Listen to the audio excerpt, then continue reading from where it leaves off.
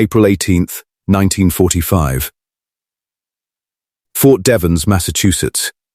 Cold spring rain threads down the narrow hospital windows, tapping a thin, relentless rhythm against the glass. Inside Ward C, the air tastes of antiseptic and boiled linen, sharp enough to sting the throat. 24-year-old Liesl Bauer stands near the doorway in a borrowed grey dress, sleeves swallowing her wrists. Beside her, 27-year-old Martha Weiss folds her hands to hide their redness from months of scrubbing blood from field bandages. They expect questions. They expect accusation. Instead, Nurse Eleanor Briggs, starched cap pinned tight, crosses the tiled floor and presses 2 dented tin cups into their palms. "Careful," she says quietly. "It's better hot." The metal bites with heat. Faint initials scratch the handles, worn by other fingers, other mornings. Liesl keeps her eyes lowered. Iron bed frames line the ward like ribs. A spoon scrapes porcelain somewhere near the far wall. A radiator hisses and coughs. She feels the weight of watching. American soldiers propped against pillows, sleeves pinned empty or shoulders wrapped in gauze. She believes they see uniforms she once wore, not the plain cotton dress hanging loose from her shoulders. Martha wraps both hands around the cup and inhales. Burnt coffee. Bitter. Alive. Private Thomas Green, 19, bandage circling his brow, shifts against stiff sheets. He studies the women over the rim of his own cup. His jaw tightens, then loosens. He nods once toward the steam rising between them. Rain streaks the pane. Water gathers along the sill and drips, patient and cold. Liesl steps forward to set her cup down, but hesitates. The windowsill holds a thin line of dust and chipped paint. She places the tin cup there anyway. Steam curls upward, ghost-like, dissolving into grey morning light. Nothing dramatic happens. No apology offered. No forgiveness spoken. But Nurse Briggs adjusts a blanket around a sleeping corporal and does not look at Liesl with suspicion. Thomas Green leans back and closes his eyes, the tension in his forehead easing by a fraction. Martha reaches for a folded towel and begins to wipe a bedside table, movement steady, practical. The cup remains on the sill, radiating warmth into the damp air. Liesl had imagined silence heavy with contempt. Instead, silence settles like shared breath. The rain keeps tapping. The radiator keeps hissing. Someone coughs, then swallows. The tin cup cools slowly between strangers who do not yet know what to call this moment. But the meaning has already begun to move. April 20th, 1945. Fort Devens, Massachusetts. The rain has drained into the soil, leaving the hospital grounds smelling of wet earth and engine oil. Pale sunlight leaks through thin clouds and spills across Ward C, catching on metal bed rails and chipped enamel trays. Liesl Bauer rolls up sleeves that still feel borrowed. Martha Weiss ties a white apron tight at her waist, fingers stiff from yesterday's scrubbing. The same tin cups wait on a side table near the nurse's station, refilled. Steam wavers above them, thinner today. They are assigned to wash faces, change dressings, ladle broth into shallow bowls. Orderlies wheel carts that squeak over tile. Nurse Eleanor Briggs checks charts with a fountain pen, her shoes clicking in deliberate rhythm. Private Daniel Harper, 22, sits propped against flattened pillows, his left arm bound in a sling. He watches Liesl approach with a folded blanket. His jaw tightens as she adjusts the wool over his knees. He remembers smoke across foreign fields. He remembers silhouettes at a distance. He believes resentment should flare hotter than it does. Martha lifts a tin cup and offers it. Her hand trembles, just slightly. The coffee sloshes near the rim. Daniel steadies it without thinking, his fingers brushing cool metal. Cup knocks against cup, with a dull, ordinary sound. No speech follows, only swallowing. The coffee smells burnt, almost metallic. Liesl reaches for a basin, wrings out a cloth, and presses it gently along Daniel's forearm where plaster ends. He inhales sharply, then nods for her to continue. Across the ward, Thomas Green attempts to sit straighter. An orderly named Carl Ruiz props another pillow behind his shoulders. Days compress quietly. Sheets stripped, shaken, tucked. Thermometers shaken down and slid beneath tongues. Broth ladled. Floors mopped until the scent of soap overtakes antiseptic. Outside, sunlight strengthens, then fades, then returns again. Daniel studies Marta as she wipes the rim of his cup with a clean corner of her apron. He searches her face for pride, for defiance. He finds fatigue instead. And restraint. A patient at the far end murmurs, "Thank you," barely louder than the radiator's sigh. Liesl hears it. The word seems misplaced, like a tool set down in the wrong drawer. She had braced for judgment sharpened like a blade. Instead, silence rests gently between them, shared rather than imposed. The tin cup warms their palms, cools, and waits to be filled again. But this was not the moment they would remember forever. May 2nd, 1945. Fort Devens, Massachusetts. A mild breeze moves through open ward windows, carrying the scent of fresh-cut grass and damp soil. Outside, the parade grounds shimmer under new green leaves. Inside Ward C, recovery moves slower than celebration. Newspapers lie folded on a chair, headlines announcing the end of war in Europe. The air still smells of antiseptic, starch, and faint tobacco from a distant corridor. The tin cup rests on Private Daniel Harper's bedside table beside an unopened letter edged in blue ink. His good hand hovers above it, trembling. The other remains stiff from weeks in a sling. Liesl Bauer notices the envelope while straightening the tablecloth. She does not comment.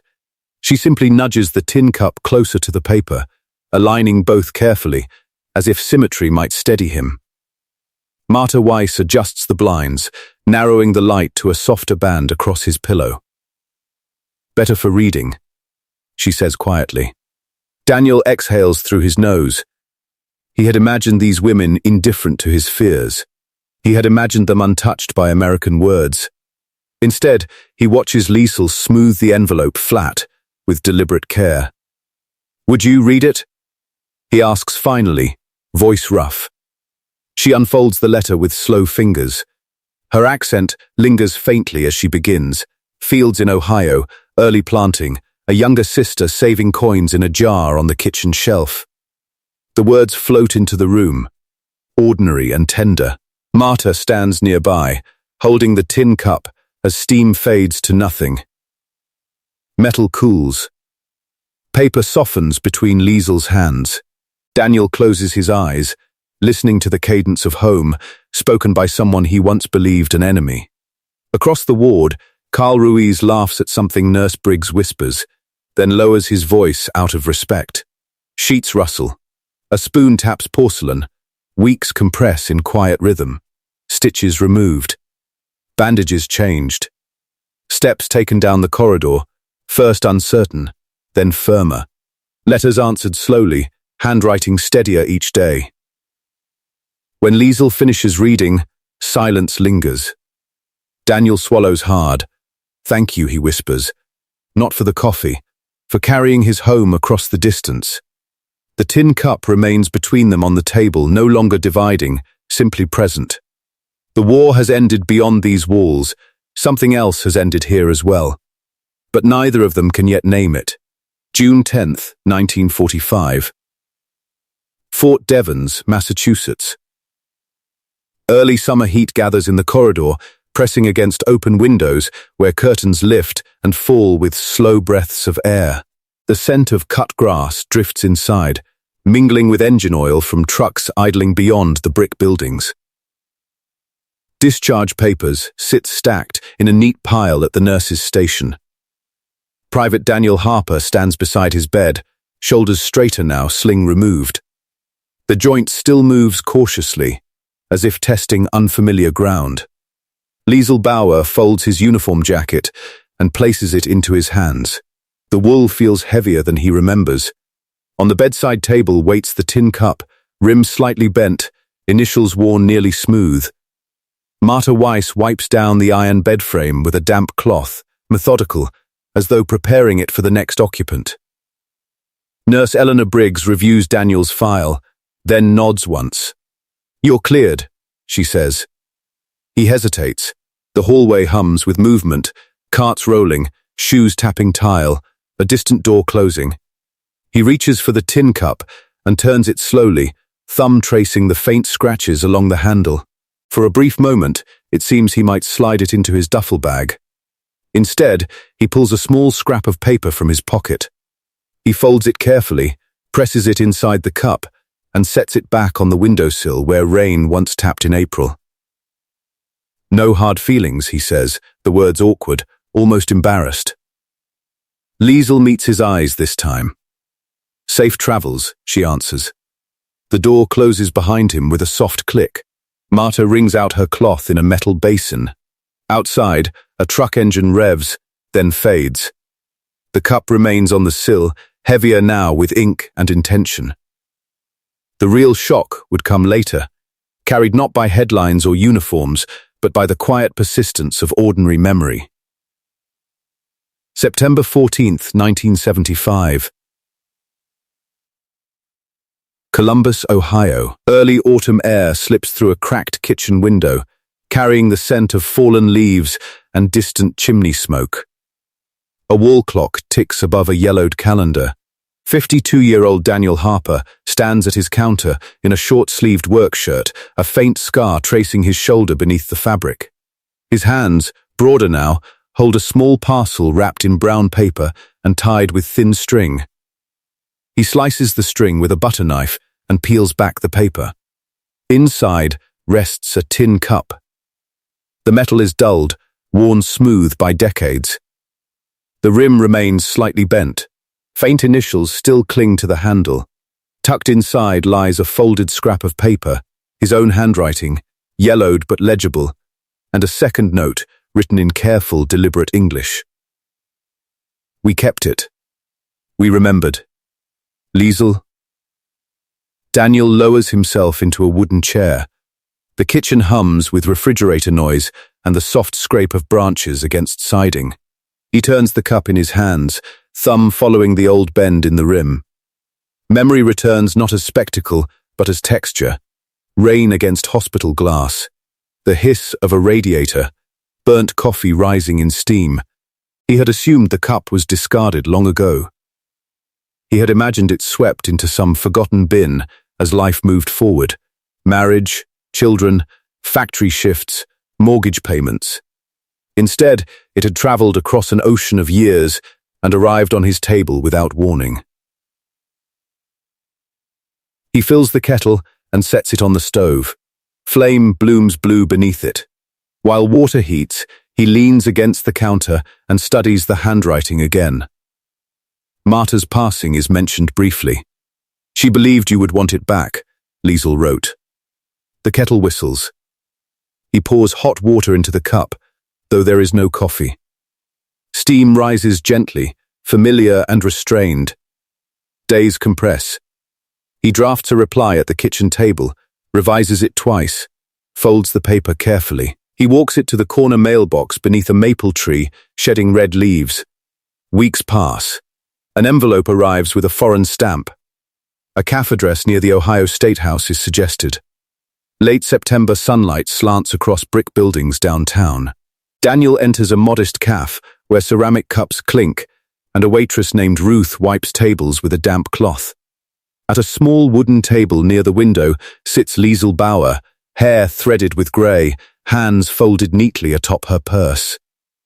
Between them, placed deliberately, rests the tin cup. No uniforms, no accusation, only the soft scrape of chairs as they sit.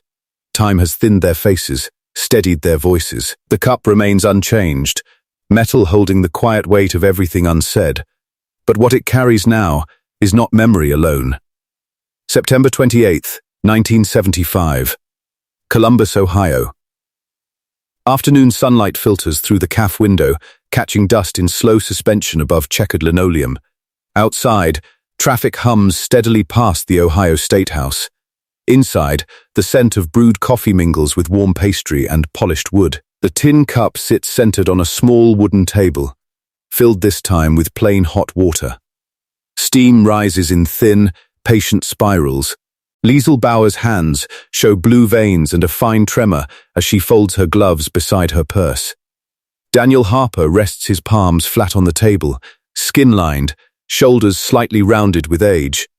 A waitress named Ruth refills nearby ceramic mugs, glancing curiously at the old metal cup, but asking nothing. They speak first of ordinary things. Children grown, jobs retired from, houses repaired and sold. Daniel describes factory noise and early shifts. Liesl mentions years spent caring for her mother before illness carried her away. Their words move carefully, avoiding politics, sidestepping old banners and borders. At one point, Daniel rotates the cup so the faint initials face her. "I thought you might have thrown it away," he says. She shakes her head gently. "It was never mine to throw away." Steam thins. Outside, a bus exhales at the curb. Inside, spoons clink against porcelain. Chairs scrape softly across the floor. Silence settles again, but it is no longer uncertain. It feels earned.